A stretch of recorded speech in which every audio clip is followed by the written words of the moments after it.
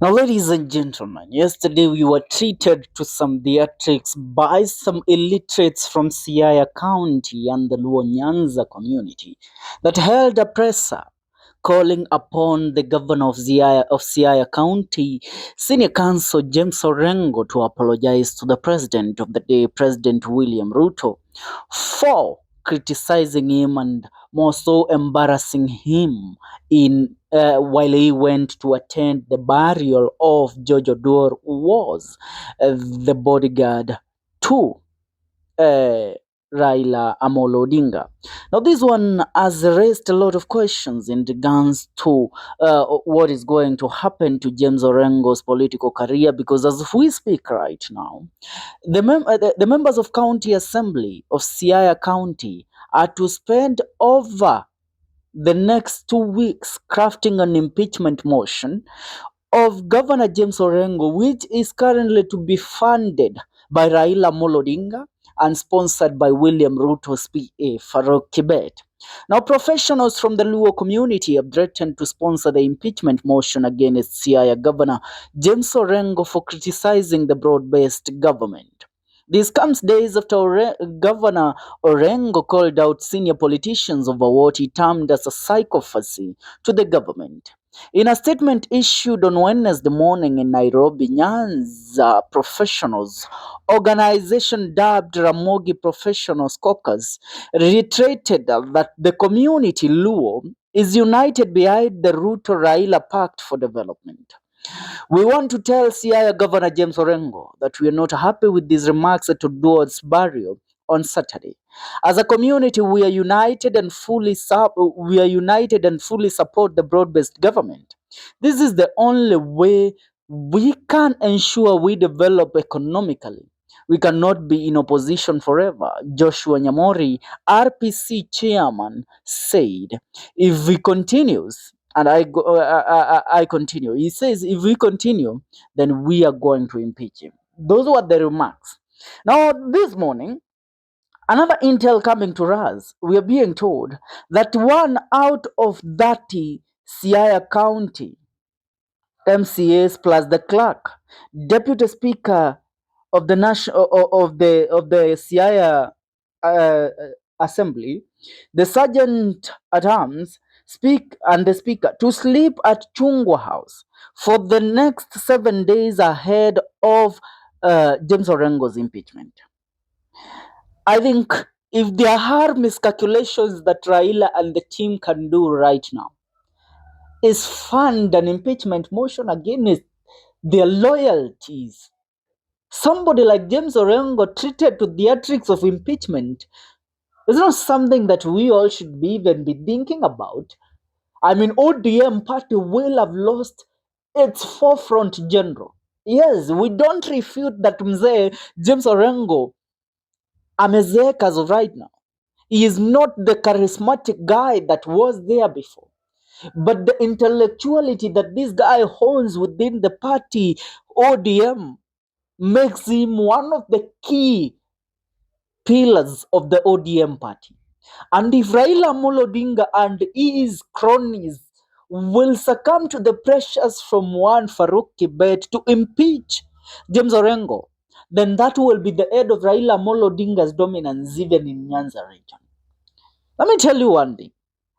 You can fool some people sometime, but you can't fool the people all the time. That is what happens with people like Raila Amolo Odinga. The Luo Nyanza region, we have followed Raila Amolo Odinga blindly for almost the rest of our lives since we came to understand the politics of the republic.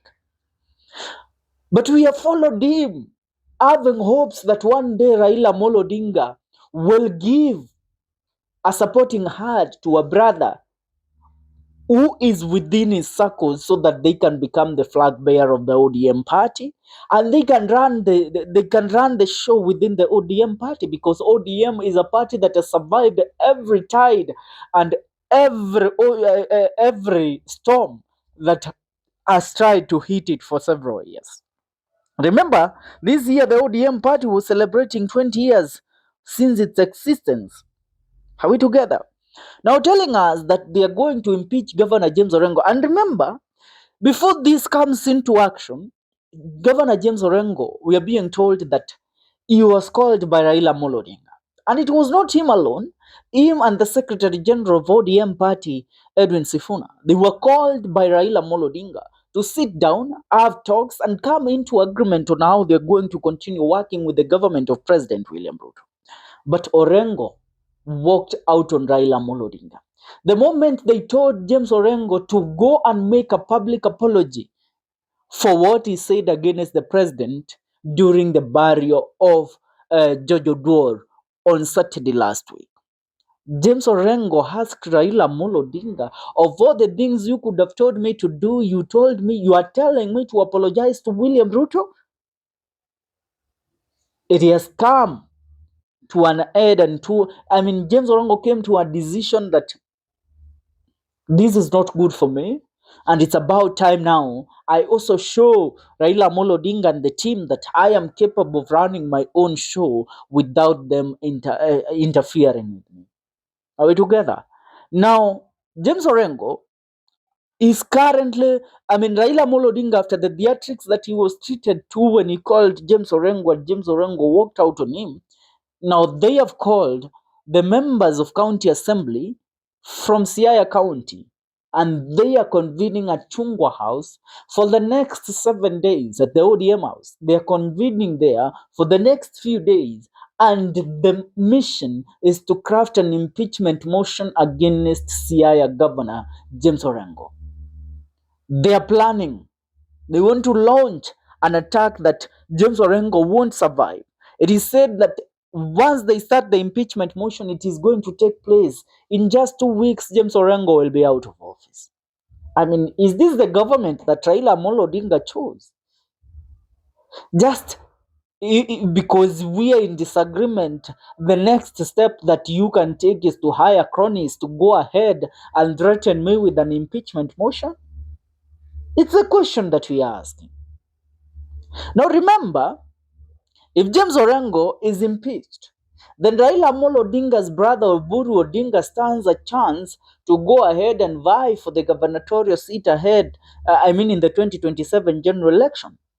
And Oburu Odinga will now become the governor of Siaya, though he has never done anything in the time that he has been an MP and a senator. It's all in benefit of the Odinga family, nothing for the benefit of the Luo Nyanza people. I always listen to my brothers and sisters beating up their chests from Luo Nyanza, and I wonder. I always tell them, go ahead, visit the Mount Kenya region. Go ahead.